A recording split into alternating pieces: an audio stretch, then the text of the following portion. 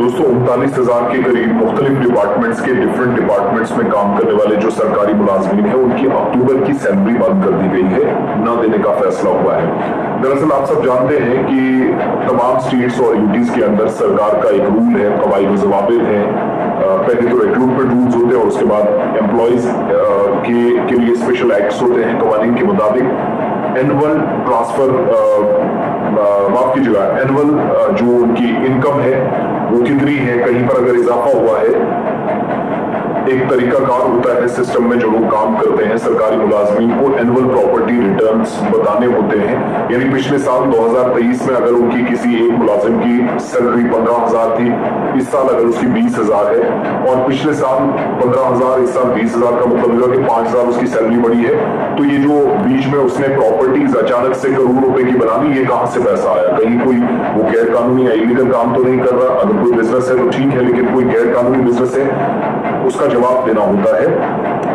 तो annual property return जिसकी तारीख पे तारीख बढ़ाई जाती है और मुकर्रर मुद्दत के अंदर 39,000 के करीब ऐसे एम्प्लॉयज हैं, उन्होंने आज भी सरकार के ऑर्डर्स को दरकिनार किया, नजरअंदाज किया और अब तक जो एनुअल प्रॉपर्टी रिटर्न्स है, एपीआर जिसको आप कहते हैं, जो सरकार की पोर्टल पर देने होते हैं, वो नहीं किए गए।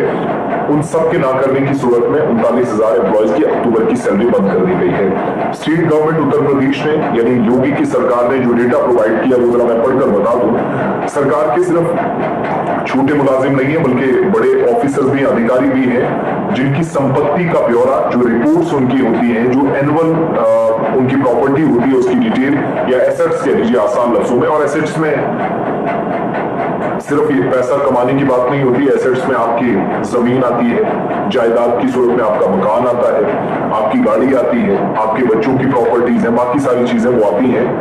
30 सितंबर तक मानव संपदा पोर्टल, ये सरकार का एमएसपी है, मानव संपदा पोर्टल, जो उत्तर प्रदेश के स्टेट गवर्नमेंट के एम्प्लॉयज के लिए खोला गया है, उस पर लाजमी करा दिया गया था कि 30 सितंबर 2024 तक अपनी डिटेल्स जमा करवाएं। तो सरकार के मुताबिक 39,000 से ज्यादा ऐसे एम्प्लॉयज हैं जिनने अपने एसेट्स का, अपनी प्रॉपर्टी का, अपनी संपत्ति का ब्यौरा पोर्टल पर अपलोड नहीं किया, डिटेल्स अभी तक फर्निश नहीं की है और इसका मतलब हुआ कि सरकारी ऑर्डर का पालन नहीं किया गया, अमल दरामद नहीं हुआ और इस महीने सैलरी उनकी रोक देने का हुक्म दे दिया गया है। रिपोर्ट्स और डेटा के मुताबिक कुल मिलाकर 90 डिपार्टमेंट्स हैं उत्तर प्रदेश की सरकार में, जिनमें 8,27,583 एम्प्लॉयज काम करते हैं। लगभग 7,88,506 मुलाजमीन ने अपना ब्यौरा अपलोड कर दिया है, डिटेल्स डाल दी है, लेकिन 39,077 ऐसे मुलाजमीन हैं जिन्होंने इस ऑर्डर को नजरअंदाज किया है और इस वजह से अब इन कर्मचारियों को अक्टूबर की जो सैलरी जानी थी उस पर रोक लगा दी गई है। वो फिलहाल रोकने का फैसला लिया गया। तो 30 सितंबर वाली डेट भी खत्म हो गई है, सैलरी भी रुकेगी। ये सब उस